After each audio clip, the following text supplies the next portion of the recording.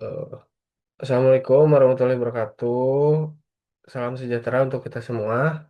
Perkenalkan, kami dari kelompok 14 yang akan mempresentasikan tugas manajemen risiko mengenai pembentukan asuransi kaptif untuk PT Sinar Jaya Makmur atau SJM. Jadi pada presentasi kali ini kami akan membahas identifikasi data cyber, analisis risiko, desain kaptif, struktur organisasi global, hingga kesimpulan dari rencana pembentukan asuransi Sinar Jaya. Oke, langsung pada slide berikutnya dari latar belakang. Latar belakang tugas ini adalah PT SJM yang memiliki tiga anak perusahaan yaitu PT Adil Makmur, PT Aman Santosa, dan PT Asia Jaya. Karena kompleksitas bisnis yang semakin tinggi, terutama ancaman di dunia digital, perusahaan tidak bisa hanya mengandalkan asuransi komersial biasa.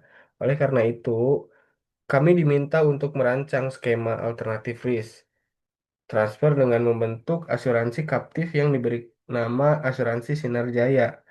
Dengan tujuan utamanya adalah agar risiko seluruh grup, khususnya risiko cyber, dapat dikelola secara terintegrasi dan efisien.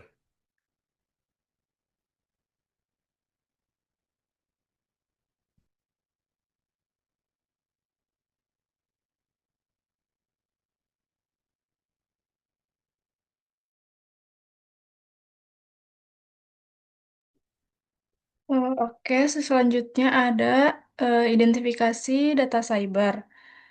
Langkah pertama adalah identifikasi data cyber. Kami mengidentifikasi aset digital kritis group mulai dari data pelanggan di PT Adil Makmur dan PT Asia Jaya, data keuangan korporasi hingga sistem operasional seperti ERP dan rantai pasok. Ancaman yang paling potensial adalah ransomware, phishing, dan kebocoran data. Kami juga mewaspadai ancaman dari internal atau insider threat. Untuk mengidentifikasinya, kami menggunakan pendekatan aset inventory dan metode STRIDE yang mengkategorikan ancaman menjadi 6 jenis, seperti pencurian identitas hingga peningkatan hak akses. Boleh ke slide selanjutnya. Di slide selanjutnya ada analisis dampak dan probabilitas risiko. Selanjutnya, kami melakukan analisis dampak dari data yang kami kumpulkan. Ransomware memiliki probabilitas tinggi dengan potensi kerugian finansial hingga puluhan miliar rupiah. Belum lagi gangguan operasional yang bisa berlangsung 1 hingga 4 minggu. Kebocoran data juga mengancam reputasi dan kepercayaan pelanggan. Kami melihat bahwa risiko ini sangat krusial. Mengingat saat ini lebih dari 21.000 perusahaan di Indonesia telah mengalami insiden kebocoran data. Hal ini menunjukkan adanya protection gap atau celah pelindungan dari asuransi tradisional yang tidak fleksibel dan preminya terus naik.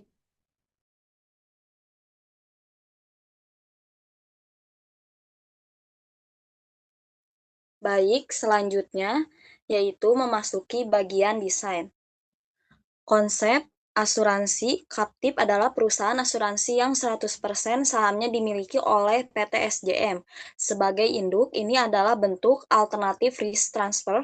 Kami memilih jenis single parent cap type, memberikan kontrol penuh kepada induk perusahaan. Dengan ini, premi yang dibayarkan anak perusahaan tidak keluar dari grup, melainkan tetap berputar di internal untuk membiayai klaim dan investasi. Keuntungan underwriting pun kembali ke PT SJM. Baik, selanjutnya. Selanjutnya ada struktur operasional dan mekanisme fronting.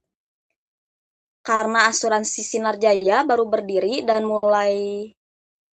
mungkin belum memiliki izin operasional penuh di semua lini, kami menggunakan jasa fronting insurer. Perusahaan fronting akan menerbitkan polis dan mengelola administrasi.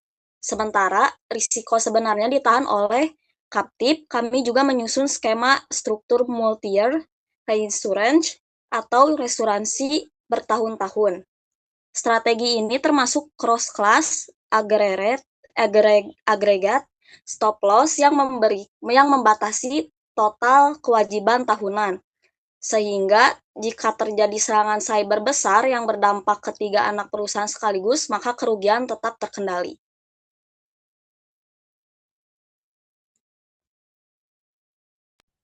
Baik, selanjutnya ada cakupan perlindungan asuransi di Sinar Jaya. Sinar Jaya tidak hanya menanggung risiko cyber seperti kebocoran data dan ransomware, tetapi juga business interruption akibat gangguan TI, tanggung jawab hukum kepada pihak ketiga, serta risiko properti dan kecelakaan kerja. Dengan cakupan ini, seluruh rantai nilai bisnis SJM Group terlindungi secara holistik. Baik, slide selanjutnya. Nah, di slide 8 ini ada struktur organisasi global ya. Jadi dari sisi organisasi, kami merancang struktur global yang profesional. Di puncak ada Dewan Komisaris yang diajukan oleh induk usaha. Kemudian ada 5 direktur yang mengelola underwriting, keuangan, operasional TI, serta kepatuhan dan manajemen resiko. Karena praktik Captive Global biasanya didukung oleh ahli eksternal, kami juga akan menggandeng captive manager, broker reasuransi, serta penasihat hukum dan pajak. Saat ini secara global terdapat lebih dari 7.000 captive di 70 yuridiksi. Untuk itu, asuransi Sinar Jaya akan berdomisili di yuridiksi yang sesuai dan tentunya mematuhi regulasi OJK di Indonesia.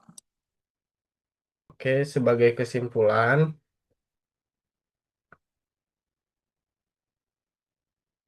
pembentukan asuransi Sinar Jaya memberikan banyak manfaat strategis bagi PT SJM Group. Pertama, kontrol penuh dalam menentukan polis dan penanganan klaim. Kedua, efisiensi biaya karena premi yang dibayarkan anak perusahaan tidak hilang ke pihak luar. Ketiga, fleksibilitas untuk mengasuransikan risiko-risiko spesifik yang tidak tertampung di pasar tradisional. Keempat, ada stabilitas perlindungan jangka panjang dari kenaikan premi pasar asuransi komersial. Lalu eh, inilah akhir dari